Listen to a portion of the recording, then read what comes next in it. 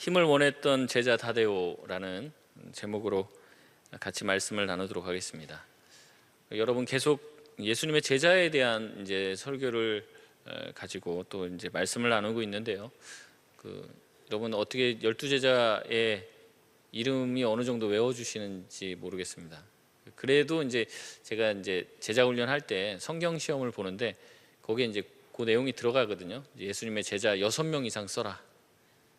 보통 한 3명 쓰면 되게 많이 쓰고 거기에 뭐 이제 악한 사람들 막 이름도 쓰고 막 이런 사람들도 있는데 그래도 요거를 하니까 예전에 한번 저희가 시험을 보니까 최소한 이제 6명 이상은 쓰더라고요. 그래서 이 예수님의 12제자들 뭐 이름 모른다고 지옥 가는 건 아닙니다. 뭐 여러분 집사님 되는데 크게 지장이 있거나 그러지는 않습니다. 그런데도 이제 우리가 기본적으로 예수님의 제자로서 산다고 하면 이 사람들의 삶을 또 기억하고 이 사람들의 굉장히 주목받을 만한 사람이 있잖아요. 그 사람들 말고 좀 주목받지 못한 자들에 대해서도 여러분이 좀 생각하고 기억을 해놓는 것은 굉장히 유익할 것이라고 생각을 합니다. 그래서 이제 매주 할 때마다 조금씩 다시 리마인딩하고 좀 정리를 하는 시간이 되었으면 좋겠는데요. 예수님의 12제자들이 이제 세 그룹으로 나눠진다고 말씀을 드렸습니다. 그래서 이제 첫 번째 그룹이 제일 유명한 사람들이 들어가 있죠. 이 첫 번째 그룹에 누가 들어가 있을까요?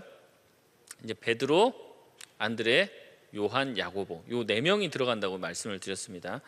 그리고 두 번째 그룹엔 누가 들어갑니까? 이 빌립, 바돌로메, 모르시죠? 도마, 마태 이렇게 4명이 들어갑니다. 저도 자꾸 헷갈려서 써놨습니다. 다.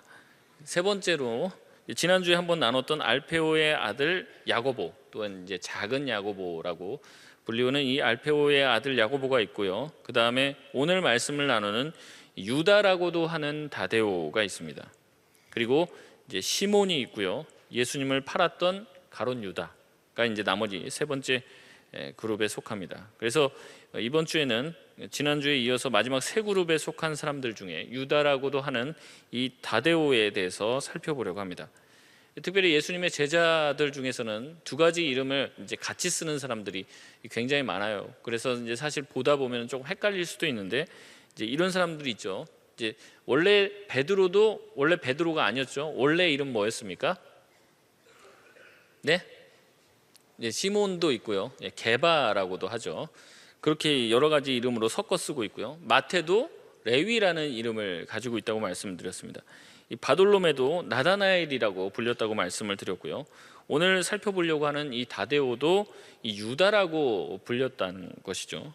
그래서 예수님의 제자 목록이 나오는 누가복음 6장을 보면 이렇게 얘기합니다. 누가복음 6장 12절에서 16절까지 말씀을 보면 이때 예수께서 기도하시러 산에 가사 밤이 새도록 하나님께 기도하시고 밝음에 그 제자들을 부르사 그 중에서 12를 택하여 사도라 칭하셨으니 곧 베드로라고도 이름을 주신 시몬과 그의 동생 안드레와 야고보와 요한과 빌립과 바돌로메와 마테와 도마와 알페오의 아들 야고보와 셀롯이라는 시몬과 야고보의 아들 유다와 예수를 파는 자 될 가롯 유다라. 아멘. 여기서 보면 야고보의 아들 유다라고 얘기를 합니다. 다데오라는 이름이 없고요. 야고보의 아들 유다라고 얘기하고 그 다음 나오는 사람은 예수를 팔 가롯 유다라고 이야기를 합니다. 누가가 쓴 사도행전에서도요. 마가의 다락방에 모인 이제 가롯 유다가 자살하고 남아 있는 이제 11명의 제자가 마가 다락방에 모여서 성령의 강림을 기다리며 이제 기도하는 장면이 나오는데 여기서도 마찬가지로 이 야고보의 아들 유다라고 이 다데오를 언급하고 있습니다. 그러나 마태복음 10장 2절에서 4절까지 말씀을 보면 이렇게 나옵니다. 12사도의 이름은 이러하니 베드로라 하는 시몬을 비롯하여 그의 형제 안드레와 세베대의 아들 야고보와 그의 형제 요한, 빌립과 바돌로메, 도마와 세리마테, 알페오의 아들 야고보와 다데오, 가나나인 시몬 및 가롯 유다 곧 예수를 판 자라 이렇게 나옵니다. 마가복음 3장 18절에 보면 또 안드레와 빌립과 바돌로메와 마테와 도마와 알페오의 아들 야고보와 및 다데오와 가나나인 시몬이며 이렇게 나옵니다. 그러니까 다른 복음서에서는 이 유다라고도 하는 이 야고보의 아들 유다라고 표현을 하고 그 다음에 유다라고도 불리고 다데오라고 칭하고 있다는 거죠. 그래서 이 유다라는 제자가 이 가룟 유다와 헷갈릴까 봐 계속 다른 식으로 이야기를 하는 거죠. 야고보의 아들 유다, 또 그 당시에 흔히 불려졌던 이 다데오라는 이름으로 불렸던 제자가 오늘 살펴볼 이 제자입니다. 그래서 이 유다 다데오도 성경에 이제 자주 언급이 되지는 않아요. 딱 한 번 유일하게 이 유다 다데오에 대해서 언급이 되어지는 장면이 있는데, 그것이 오늘 우리가 읽은 요한복음 14장 21절에서 24절까지의 내용이 유다 다데오가 성경에 딱 한 번 언급되는 본문입니다. 그래서 다시 한번 오늘 이 본문을 통해서 우리가 은혜를 받고자 하는데요. 이제 아까 읽었으니까 좀 기억이 안 날 수 있습니다. 그러니까 다시 한번 요한복음 14장 21절에서 24절까지 말씀을 우리가 같이 한 목소리로 읽어보겠습니다. 같이 한번 읽어보겠습니다. 시작. 나의 계명을 지키는 자라야 나를 사랑하는 자니 나를 사랑하는 자는 내 아버지께 사랑을 받을 것이요 나도 그를 사랑하여 그에게 나를 나타내리라. 가롯이 아닌 유다가 이르되 주여 어찌하여 자기를 우리에게는 나타내시고 세상에는 아니하려 하시나이까. 예수께서 대답하여 이르시되 사람이 나를 사랑하면 내 말을 지키리니 내 아버지께서 그를 사랑하실 것이요 우리가 그에게 가서 거처를 그와 함께 하리라. 나를 사랑하지 아니하는 자는 내 말을 지키지 아니하나니 너희가 듣는 말은 내 말이 아니요 나를 보내신 아버지의 말씀이니라. 아멘. 여기 보면 이 다데오를 가리켜서 뭐라고 얘기합니까? 가롯이 아닌 유다가 이르되 이렇게 나옵니다.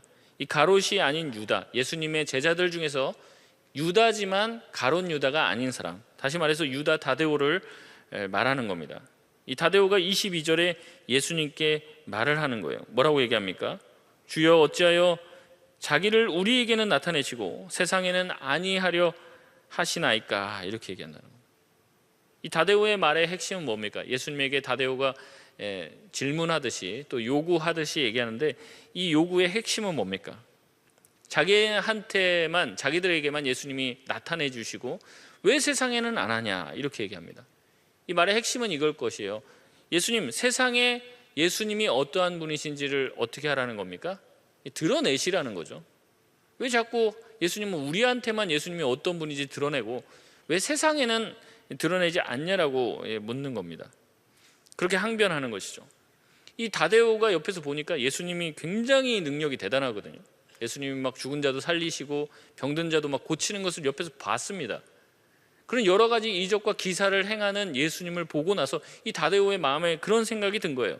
아, 예수님이 이렇게 놀라운 기적을 일으키는데 이거를 자기들만 보니까, 뭐 그때 아이폰이 있어갖고 막 이렇게 찍고 뭐 할 수가 없으니까 이거를 왜 우리한테만 보여주나? 사람들 싹 모아놓고 거기서 한번 딱 보여주면은 다 예수님 믿겠다고 할 텐데, 예수님 왜 우리한테만 자꾸 이게 보여주고 몇 명 안 될 때만 막 기적을 일으키고 막 이러고, 왜 사람들 다 모인 데서, 사람들 막 모여 있는 데서, 또한 사람들이 다 주목할 만한 장소에서는 이런 기적과 이적을 베풀지 않냐는 거예요.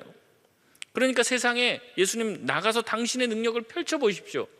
세상 사람들이 자꾸 예수님을 오해하는데, 예수님이 별것 아닌 줄 생각하는데 그러지 마시고 예수님은 어떻게 하라는 겁니까? 이 세상 사람들이 주목하는, 사람들이 많이 보는 어떤 그런 장소에 가서 예수님의 능력을 드러내라는 거죠.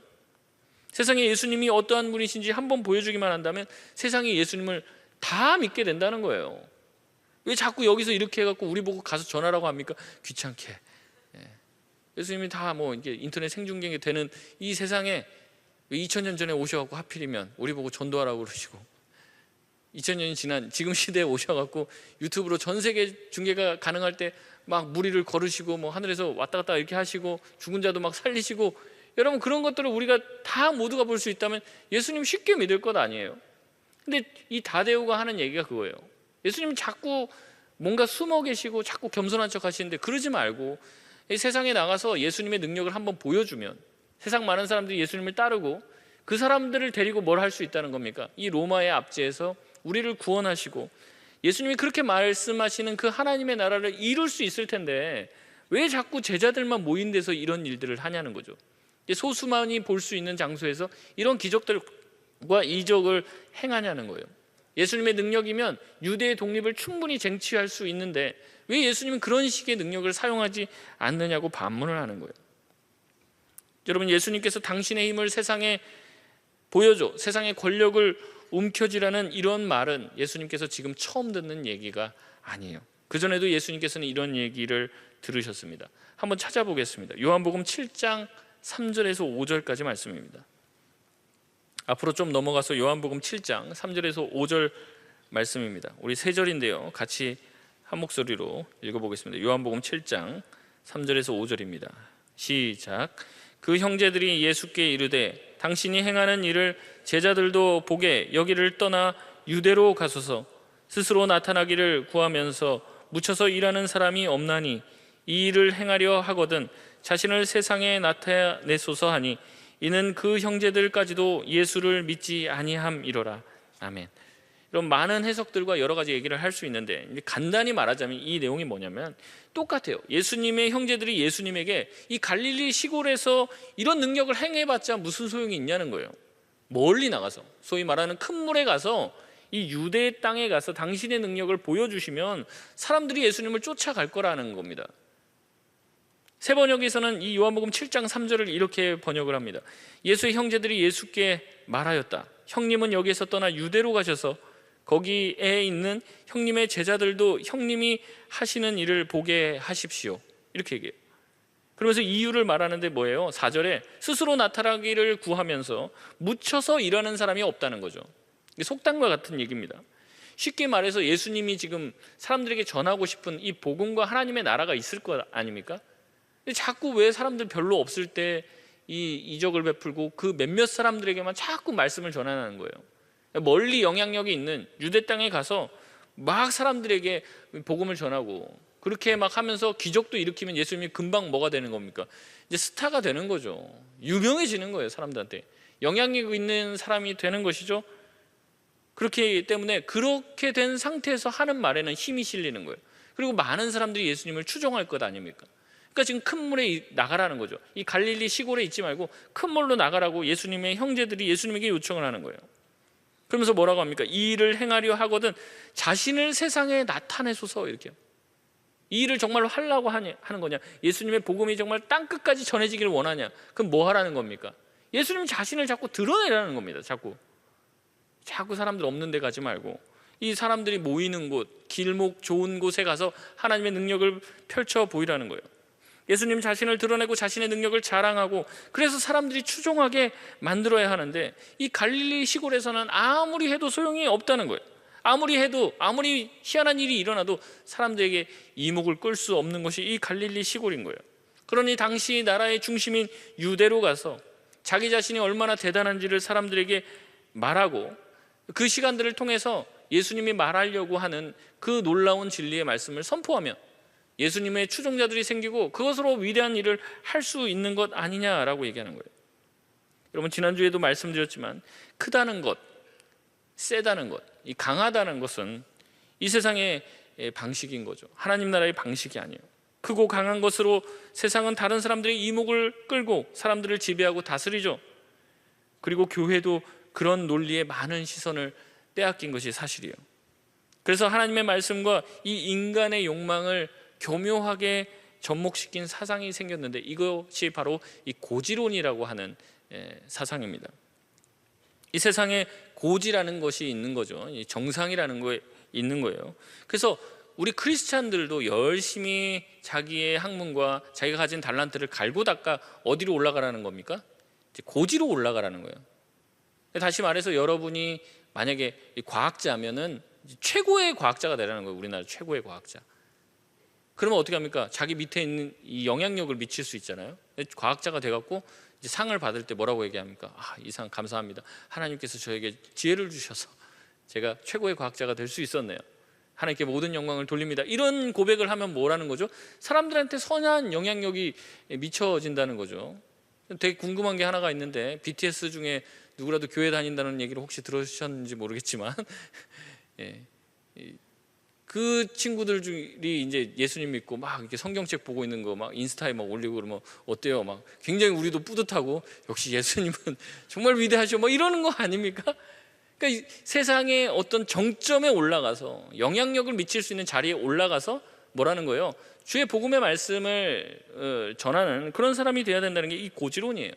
그래서 이 고지론자들이 자주 주장하는 사람들이 누구냐면 이 요셉이라든지 아니면 다니엘, 뭐 느헤미야 이런 사람들을 예로 들면서 이 영향력을 갖지 않으면 이 복음을 전하고 예수 그리스도를 전하기가 쉽지가 않다는 거죠. 근데 영향력이 있는 위치에 올라가면은 자기가 가지고 있는 복음과 이 복음의 영향력들을 세상 사람들에게 쉽게 전할 수 있으니까 우선 해야 될 게 뭐냐면 예수 그리스도를 믿는 그리스도인들이 열심히 자기 분야의 최고가 되어서 고지를 다 점령을 해야 된다는 거예요. 근데 지금 고지를 누구한테 다 뺏겼습니까? 불신자들과 사탄한테 다 뺏겼죠. 그러니까 이게 영향력이 안 미쳐져서 복음이 안전해진다는 거예요. 그러니까 이런 사상을 가지고 막 우리로 하여금 자꾸 위로 올라가게끔 자극시키고, 우리도 듣다 보니까 나도 이제 위로 올라가고 싶잖아요. 이런 욕망과 잘 맞아 떨어져 갖고 이 고지론이 한때 굉장히 막 유행을 했습니다. 근데 여러분, 이러한 고지론이 비성경적이라는 이 주장을 하는 사람들이 이제 생기기 시작한 거죠. 야, 그 고지 올라가는 게 정말로 하나님의 뜻이냐, 비판을 하는 거죠. 그리스도인은 고지론이 아니다. 그리스도인의 삶은 높은 데로 올라가는 게 아니라 어디로 가야 되는 거예요? 낮은 데로 가야 되고, 이 소외된 자들에게 가야 되고, 사람들이 관심 가지지 않는 밑으로 가서 뭐 해야 된다는 겁니까? 위에서 뭔가 굴림하고 찍어 내리는 방식이 아니라, 탑다운 방식이 아니라 밑으로 내려가서 섬기는 그 서번트 리더십으로 세상을 변화시켜야 된다. 예수님이 그렇게 하셨다라고 얘기를 하는 거예요. 그래서 누구도 가지 않는 그곳에 가서 정말로 그 빛도 없이 이름도 없이 그렇게 헌신하면서 살아야 된다는 게 이제 그리스도인의 삶이다라고 주장하는 이 미답 지론이 등장하기 시작한 거예요. 미답 지론이라는 것은 그리스도인이 세상의 낮은 자리를 차지해야 된다는 거예요.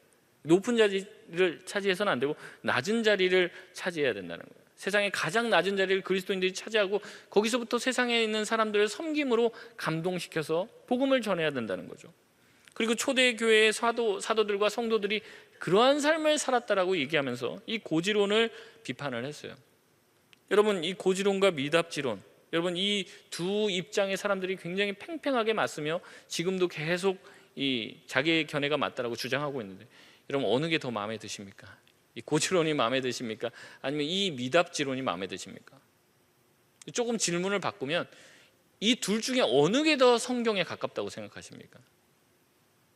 거의 대부분의 이 크리스찬들이 이 두 가지 사이에서 갈등하거나 아니면 자기의 욕망을 따라서 이 고지론을 선택하기가 굉장히 쉽다는 거죠. 아니면 여러분의 지금 현재의 컨디션에 따라서 고지론을 택하기도 하고 미답지론을 택하기도 합니다. 사실은 이제 내가 그 머리가 좀 그렇게 좋지가 않아서 수능 성적이 별로 안 나와서 어쩔 수 없이 밑으로 내려갔는데, 역시 크리스찬에 살면 밑으로 내려가서 섬겨야 되는 거야. 뭐 이러면서 밑으로 계속 날아가는 거예요. 어디까지 내려가는지 모르겠지만 계속 내려가는 거예요. 그러면서 굉장히 자기는 성경적이라고 뿌듯하게 이렇게 생각하다가 하는 사업이나 뭐 일 다 안 되니까 이제 목사님 갑자기 하나님께 기도하는데 주님이 저보고 저기 신학교를 가라고 하네요. 뭐 이렇게 자꾸 나오고 뭐 이런 답답한 친구들이 있는 거죠. 근데 또 선천적으로 똑똑해요. 막 뭘 해도 되게 잘하고, 이런 사람들은 고지론에 또 빠지기 쉬운 거죠. 여러분, 고지론자들은 세상의 높은 지위를 차지해서 보다 많은 사람들에게 긍정적인 영향력과 기독교 문화를 이제 퍼뜨리고, 그 다음에 하나님의 복음의 말씀에 대해 선한 영향력을 세상에 미쳐야 된다라고 얘기하는 거예요. 그래서 세상도 인정하는 큰 힘을 가지고 복음의 위대함을 증거하고 자랑해야 된다는 입장이죠. 여러분, 굉장히 타당합니다. 이건 여러분, 우리가 정말 많은 사람들에게 영향력을 미칠 수 있는 자리로 가서 복음을 전할 수 있다면 그건 굉장히 유익한 것이죠. 요셉과 다니엘처럼 높은 지위를 가지고 있으면 우리 성도들뿐만 아니라 세상 누구도 우리를 무시하지 못할 것이고 우리의 목소리에 귀를 기울이고 듣게 되겠죠. 이런 상태에서 복음을 전하면 굉장히 효과적이지 않겠습니까? 이 반면에 미답지론자들은 세상의 높은 곳에 오르는 것 자체를 굉장히 부정시합니다. 그것 자체가 성경적이지가 않다는 거예요. 높이 올라가는 게 성경적이 아니라는 거죠. 예수님처럼 섬기는 자리로 가야 된다는 겁니다. 초대교회 성도들도 한결같이 다 섬겼기 때문에 세상이 가장 바닥에 내려가 이 가난한 자들과 같이 동무가 되고 그들과 함께 세상을 복음으로 섬기는 것, 그것이 바로 이 땅에 예수님께서 오신 이유, 내가 섬김을 받으려 하는 것이 아니라 도리어 섬기려 하고 많은 사람들을 위해서 내 자신을 대속물로 주려 함이다라는 예수님이 이 땅에 오신 목적과 일치한다는 거예요. 이것이 바로 주님이 걸어가신 십자가의 길이라고 주장을 하면서 자기들이 성경적인 주장이라고 생각하는 거예요. 여러분, 정말로 성경적이고 도전이 되는 주장이죠. 여러분, 그런데 이 두 가지가 어떻습니까? 어느 것이 더 맞다고 생각을 합니까? 이것을 제가 고민을 하는데, 이 고지론도 그렇고 무조건 고지론이 다 나쁘냐? 그렇지가 않아요. 그럼 미답지론이 다 성경적이냐? 그렇지도 않은 거예요. 어느 정도는 둘 다 맞는 부분이 있지만 어느 정도는 둘 다가 또한 틀린 부분이 있는 거예요. 앞서 말씀드렸지만 우리가 유명해지고 힘을 가지고 영향력들을 가지게 되면 복음의 영향력 또한 커지게 되는 거죠. 여러분, 그것은 당연한 거예요. 그러나 그렇게 하기 위해서 사회적으로 성공하지 못하면 복음이 전해질 수 없다고 생각하는 것 또한 틀린 일이라는 거죠. 우리가 유명해지고 힘을 얻는 것은 비성경적이고 반성경적이라고 주장을 하며 우리는 바닥으로 내려가야만 하고 성공하려고 노력도 하지 말아야 된다라고 주장하는 말 또한 틀린 거예요. 오히려 성경은 하나님께서 우리에게 주신 달란트를 사용하여 열매 맺는 인생을 살라고 얘기합니다. 여러분이 있는 그 자리에서 최고가 되세요. 여러분이 하실 수 있는, 하나님이 주신 그 달란트를 열심히 갈고 닦아서 하나님을 위해서 그것을 사용하면 주님께서는 30배, 60배, 100배의 결실을 우리 가운데 주시겠다라고 말씀을 하셨습니다. 구약에 있는 성경에 이 위대한 믿음의 사람들은 하나님께서 부자가 되는데 그냥 부자가 아니라 거부가 되게 하십니다. 그러니까 하나님께서 주시는 열매들과 삶의 결과들이 있는 거예요. 팀켈러 목사님은 일과 영성에서 뭐라고 말씀하시냐면, 크리스찬 파일럿은 어떤 사람이냐? 기내 방송하면서 자, 이룩합니다, 어디로 갑니다 이번에, 이렇게 얘기하면서 여러분이 그쪽으로 갈 수 있는 것은 다 주님의 은혜입니다. 예수님이 당신을 위해서 십자가에 죽으셨기 때문에 여러분이 이렇게 비행도 할 수 있고 여러분이 그 죄사함을 받아야 됩니다. 이런 식으로 기내 방송에서 복음 전하는 사람, 이런 사람이 크리스찬이 아니라는 거예요. 정말로 하나님 앞에서 바르게 선 크리스찬이라면, 그 크리스찬 파일럿이라면 어떻게 살아면 최고로 이륙을 부드럽게 잘하는 사람, 최고로 착륙을 잘 시키는 사람이 크리스찬 파일럿이라는 겁니다. 그렇게 해야지 하나님께서 주신 그 은사와 달란트로 복음 전하는데 유용하게 쓰일 수 있다는 거예요.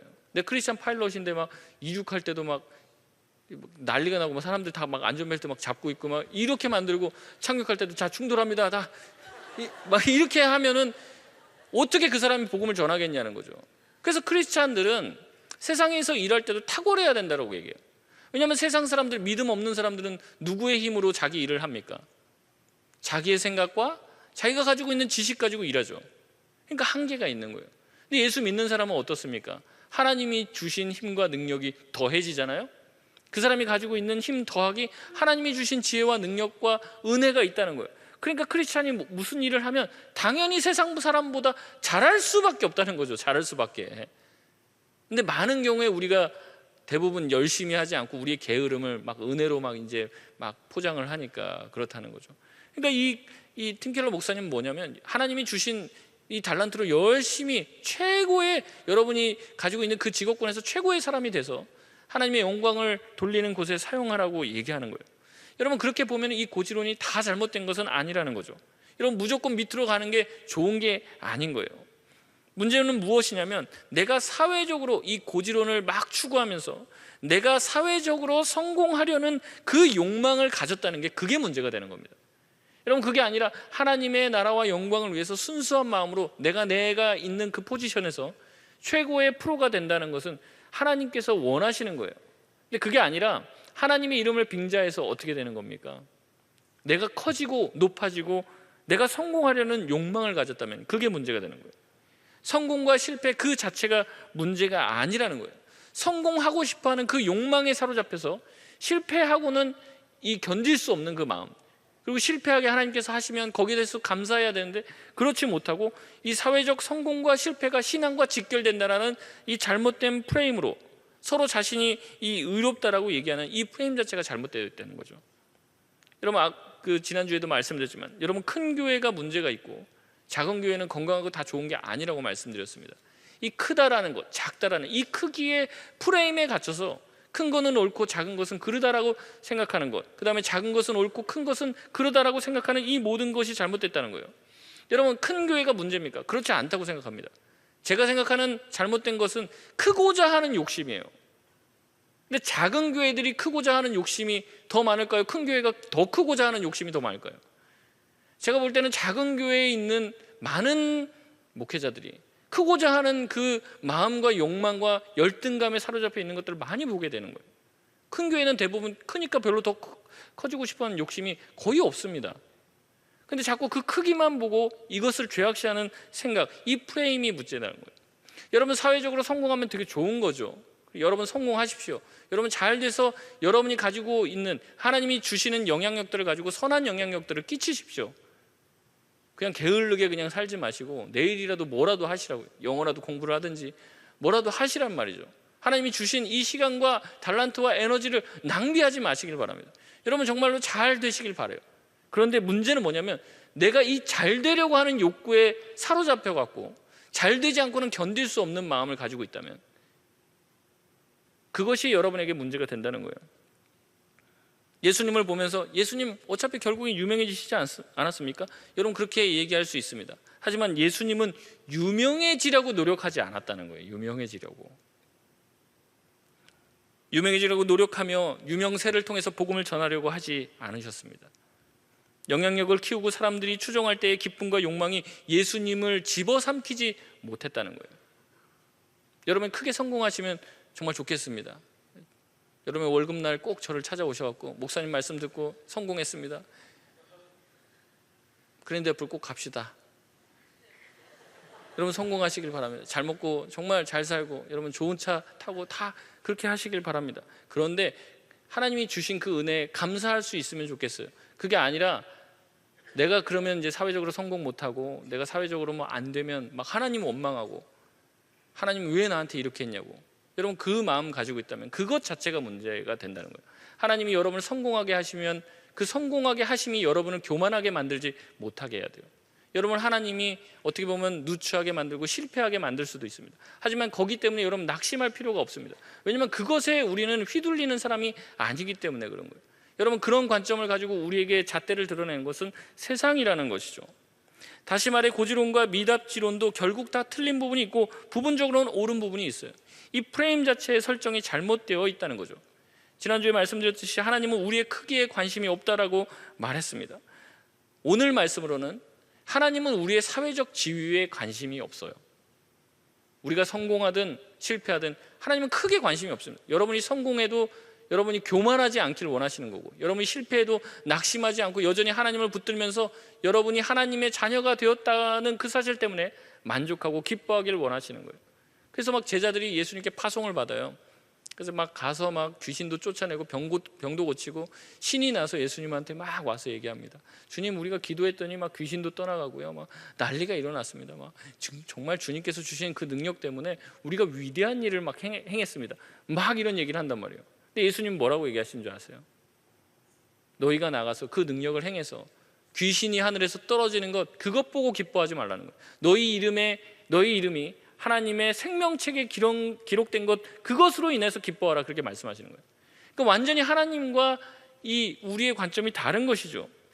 사회적인 지위를 얻어야 되냐 마냐 이것은 우리에게 중요한 문제이지 하나님에게 중요한 문제는 아닌 거예요.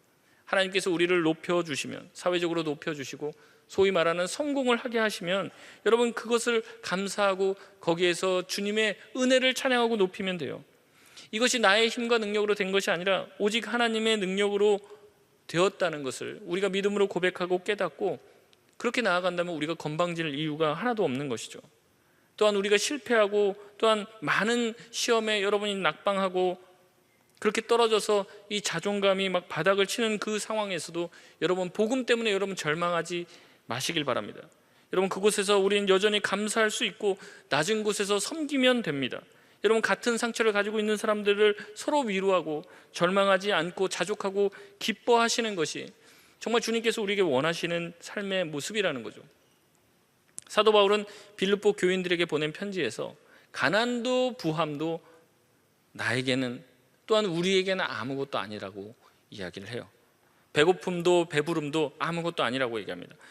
이런 모든 것은 예수를 믿는 우리에게 어떠한 문제도 되지 않는다라고 얘기해요. 왜냐하면 그리스도께서 우리에게 능력을 주시기 때문이라고 고백합니다. 빌립보서 4장 12절 13절에 보면 나는 비천에 처할 줄도 알고 풍부에 처할 줄도 알아 모든 일 곧 배부름과 배고픔과 풍부와 궁핍에도 처할 줄 아는 일체의 비결을 배웠노라. 내게 능력 주시는 자 안에서 내가 모든 것을 할 수 있느니라. 지금 이 유다 다데오는 이 고지론에 빠져 있어요. 예수님 자기를 드러내라는 겁니다. 그래서 영향력 좀 가지고 우리가 한번 좀 하나님의 일을 해보자는 거죠. 예수님을 보면 너무 답답한 거예요. 예수님 너무 지혜가 없는 거예요. 아니 지금 여기서 기적을 이렇게 일으키면 지금 타이밍이 아니거든요. 사람들 한 몇천 명 모였을 때 한 방에 딱 보여줘야 되는데, 예수님의 힘과 그런 능력이라면 금방이라도 높은 자리에 올라갈 수도 있는데, 예수님의 그 유명세를 등에 업으면 금방 통일을 이룰 수 있고 독립을 이룰 수 있는데, 이 자기네들에게만 능력을 조금 이렇게 보여주는 그 예수님이 너무 답답한 거죠. 여러분, 이런 유다 다데오의 질문에 예수님이 답을 하십니다. 아까 읽었지만 우리 다시 한번 읽어볼까요? 요한복음 14장 23절에서 24절 말씀입니다. 같이 읽어보겠습니다. 시작. 예수께서 대답하여 이르시되 사람이 나를 사랑하면 내 말을 지키리니 내 아버지께서 그를 사랑하실 것이요 우리가 그에게 가서 거처를 그와 함께 하리라. 나를 사랑하지 아니하는 자는 내 말을 지키지 아니하나니 너희가 듣는 말은 내 말이 아니요 나를 보내신 아버지의 말씀이니라. 아멘. 여러분, 무슨 말입니까? 예수님의 말씀이 이해가지가 않죠. 다시 말하면 이게 예수님이 가끔 이게 선문답 같은 얘기를 하실 때가 있어요. 쉽게 알아듣기가 어렵습니다. 이제 아까도 말씀드렸지만 유다 다데오가 무슨 얘기를 했어요? 예수님 유명해지십시오. 예수님 정말로 많은 사람들 앞에서 예수님의 능력을 펼쳐 보이십시오. 그래야 되지 않겠습니까?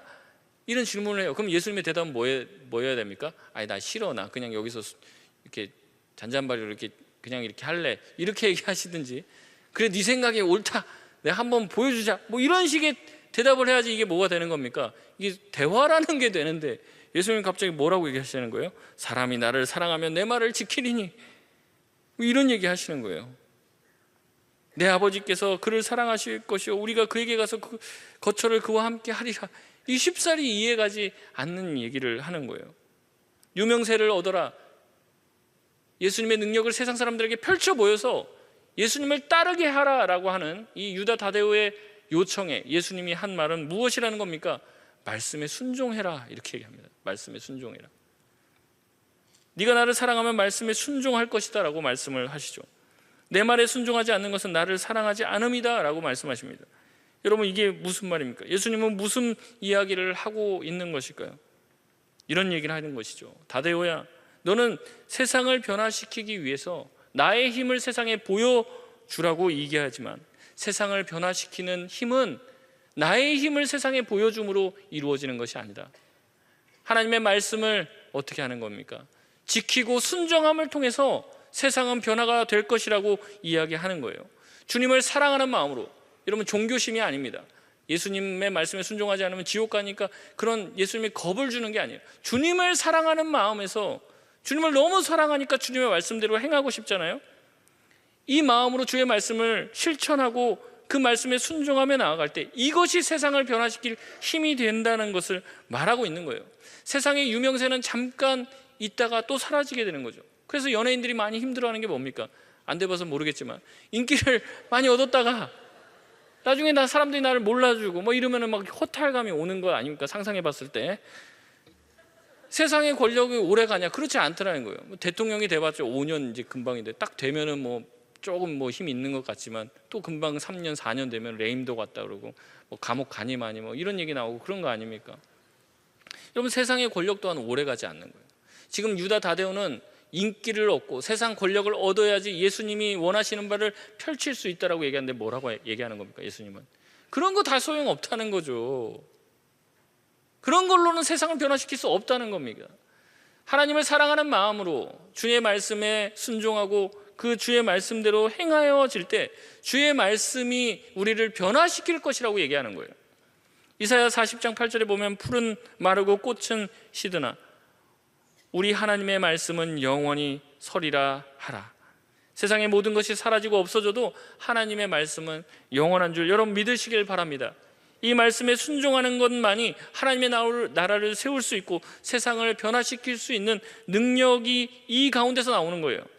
예수님께서는 하나님의 말씀에 철저하게 순종한 분이십니다. 히브리서 5장 8절에서 9절에 보면 그가 아들이시면서도 받으신 고난으로 순종함을 배워서 온전하게 되셨은즉 자기에게 순종하는 모든 자에게 영원한 구원의 근원이 되시고, 로마서 5장 19절에 보면 한 사람이 순종하지 아니함으로 많은 사람이 죄인 된 것 같이 한 사람이 순종하심으로 많은 사람이 의인이 되리라고 말씀하십니다. 하나님의 아들이시면서 예수님은 하나님의 말씀에 순종하셨고 죽기까지 순종하심으로 자신의 원함이 아닌 주님의 말씀, 아버지의 말씀에 순종하심으로 우리를 구원하셨습니다. 여러분, 순종처럼 힘없는 게 어디 있습니까? 하나님의 말씀에 순종하는 것처럼 바보 같은 게 어디 있어요? 여러분, 세상은 하나님의 말씀대로 순종하면서 살면 어떻게 된다고 그래요? 죽는다고 그러죠. 하나님의 말씀에 순종하며 사는 것은 바보 같은 거예요. 근데 예수님은 뭐라고 얘기합니까? 순종하는 것이 능력이라는 거예요. 순종하는 것, 하나님의 말씀대로 사는 것이 세상을 변화시키고 나를 변화시키며 생명을 살릴 수 있는 유일한 힘이 된다는 거예요. 이게 바로 예수님께서 말씀하신 세상을 변화시키는 방식인 것입니다. 유명세를 얻고 힘을 얻어서 상대를 겁박하고 권력을 장악하시는 방식으로는 세상을 변화시킬 수 없어요. 잠깐 변화시키는 것처럼 보이죠. 하지만 그렇게 되지 않는다는 겁니다. 예수님께서 세상을 변화시킨 방법이 뭡니까? 십자가에 달리심으로 힘없이 못을 박으면 못을 박히고 채찍으로 때리면 채찍에 맞고 창으로 찌르면 창에 찔리는 방식으로 세상을 구원하시고 세상을 변화시키는 거예요. 세상을 변화시키는 방법이 딱 하나가 있다면 하나님을 사랑하는 마음으로 주님이 기뻐하시는 뜻을 내 삶에 이루고자 내 자신을 주의 말씀에 복종시키는 것이라는 거죠. 그런데 이 말씀이 이 말씀에 순종함으로 우리가 세상을 변화시킬 수 있다라는 말씀을 지금 우리에게 하시는데, 여러분 정말 이 말씀이 믿어지시냐는 거예요. 정말 이 말씀대로 하고 싶습니까? 아니면 다데오가 말한 것처럼 예수님의 능력을 등에 입고 뭔가 세상 사람들에게 위대한 영향력을 미쳐야지, 뭔가 대단한 걸 보여줘야지 하나님의 나라가 임할 것이라고 생각하십니까? 여러분, 예수님을 믿는, 하나님을 믿는 우리조차도 말씀에 순종하는 게 쉽지가 않아요. 세상에서는 세상의 법대로 살아야만 될 것 같죠. 그렇게 높이 올라가야지 복음의 영향력을 끼칠 수 있을 것 같은 생각이 들어요. 여러분, 이 생각이야말로 세상의 생각입니다. 저와 여러분을 사로잡아서 하나님의 말씀대로 살지 못하게 하는 세상의 생각이라는 거죠. 예수님의 방법은 달라요. 어떤 상황에서도 하나님의 백성이 하나님의 말씀에 순종하게 될 때 세상이 변하리라고 말씀하시는 겁니다. 여러분, 우리의 삶은 어떻습니까? 하나님의 말씀이 하나님의 백성에게도 휴지 조각 취급을 받는 시대에 살고 있어요. 세상에 나가면 세상의 법칙대로 살아야 되고, 교회에서 듣는 하나님의 말씀이 세상에 아무 힘이 없는 것처럼 보여지는 시대 가운데 살고 있다는 거죠. 하나님의 말씀을 듣고 믿고 따르는 사람들에게도 하나님의 말씀이 이 정도 취급을 받고 있는데 어떻게 우리를 통해서 세상이 달라질 수 있겠습니까? 세상에서의 처세술과 집값이 오르고 내리는 것들, 이런 유행에는 우리가 그렇게 민감하면서 하나님의 말씀에 우리가 민감하냐는 거예요. 하나님의 말씀에 우리 자신을 묶어놓고 사냐는 거죠. 우리 마음 깊은 곳에서는 다데오와 같은 생각을 하고 있지는 않냐는 거예요. 교회 안에서는 하나님이 대단한 것 같지만 세상에서는 아무 힘이 없는 것처럼 보이니까 답답한 거예요. 세상에서도 하나님의 능력을 보여달라고 요청을 하는 거죠. 다데오는 처음에는 힘을 가져 세상을 어찌해보려고 했던 사람이에요. 그러나 부활하신 예수 그리스도를 만나고 성령의 충만함을 받고 변화되었습니다. 전승에 따르면 다데오는 시리아, 아라비아, 페르시아로 다니며 이제는 예수님의 능력으로 뭔가를 해보려고 하는 사람이 아니라 주의 말씀에 순종하여 복음 전하는 사람이 되었어요. 아르메니아에서는 특히 많은 선교 활동을 했는데 나중에 이제 시리아에서 복음 전하다가 순교를 하게 되는데, 이제 그의 이 아르메니아 선교의 그 영향력으로 AD 310년에 이제 아르메니아가 기독교를 국교로 선언한 최초의 국가가 되었습니다.